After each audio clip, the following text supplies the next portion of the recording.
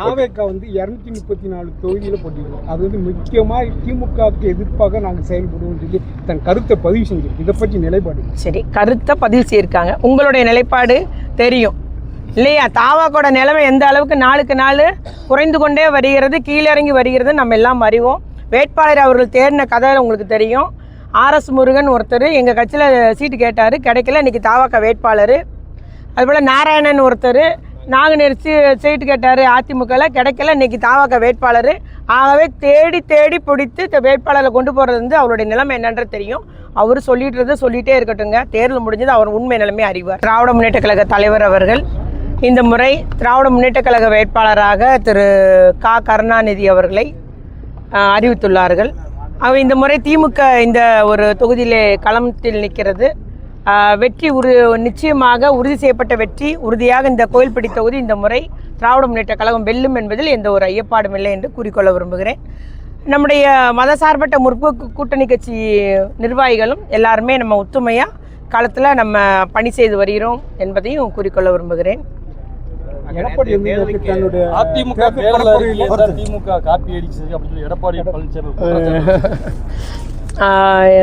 அது அவர் சொல்றது உண்மை இல்லைங்க. எதுக்கு சொல்றேன்னா, அவருடைய தேர்தல் அறிக்கையில் ஏற்கனவே நடைமுறையில் இருக்கும் திட்டத்தெல்லாம் போட்டிருந்தாருங்க. உதாரணத்துக்கு ஒன்று சொல்லணும்னா, நேற்று 29ஆம் தேதி தூத்துக்குடி விமான நிலையத்தில் இரவு போக்குவரத்து தொடங்கியிருக்கு. அவங்க தேர்தல் வாக்குறுதியில் தூத்துக்குடி விமான நிலையத்தில் இரவு போக்குவரத்து தொடங்குவோன்னு ஒரு வாக்குறுதி இருந்ததுங்க. ஏற்கனவே முடிவு செய்யப்பட்ட தேதி 29ஆம் தேதி.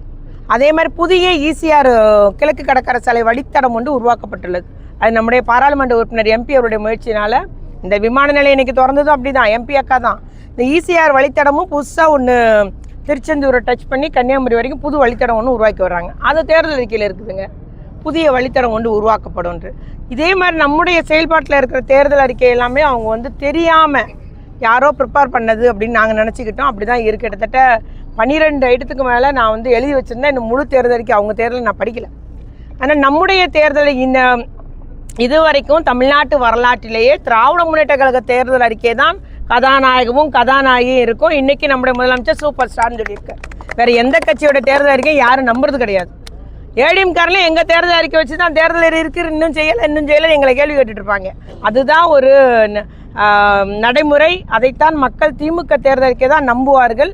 இன்றைக்கி திமுக தேர்தல் அறிக்கையில் நமக்கு டோக்கனாக 8000 கொடுக்குறேன்னு இருக்கார், பெண்களுக்கு கூப்பன். என்னன்னாலும் அவங்க வாங்கிக்கலாம் அதுக்கு அப்படின்ற மாதிரி சொல்லியிருக்கிறாங்க. இது அவங்க காப்பிலாம் கிடையாது. அதேமாதிரி மகளிர் உரிமை தொகை 2000 உயர்த்தோன்னு ஏற்கனவே தலைவர் அறிவிச்சிட்டாரு. அதுக்கப்புறம் தான் அவர் அறிவித்தார். நம்ம ஏற்கனவே தலைவர் நான் 2000 ரூபா அடுத்த மீண்டும் ஆட்சிக்கு வரும்போது உயர்த்துவேன்ட்டார். அது மாதிரி மாற்றுத்திறனாளி உதவித்தொகை 2000 உயர்த்தோன்னு ஏற்கனவே வாக்குறுதி கொடுக்கப்பட்டது தான்.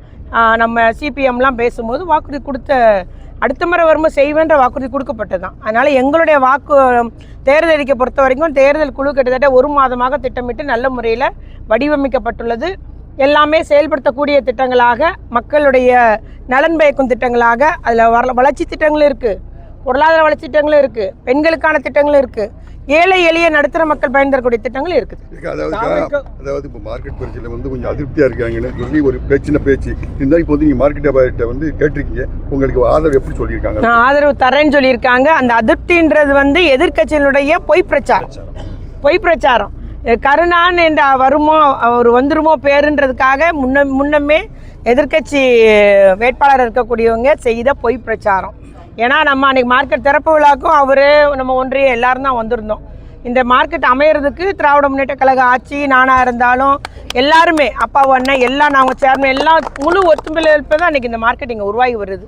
ஒரு பெரிய மார்க்கெட்டு நம்முடைய கோயில்பட்டி வளர்ச்சிக்கு, இந்த பகுதி வளர்ச்சிக்கு ஒரு வித்திடக்கூடிய மார்க்கெட்டிங் அமைவு இந்த மார்க்கெட் மட்டும் இல்லை, சுற்றி வட்டாரம் எல்லாம் முன்னேற்றம் அடையும். அது நாங்கள் எல்லாம் முழு ஆதரவோடு தான் அமைக்கப்பட்டது.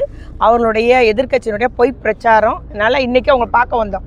முழு ஆதரவு எப்போதும் போல் அவங்க அவருடைய ஆதரவு எங்களுக்கு உண்டுன்னு சொல்லியிருக்காங்க.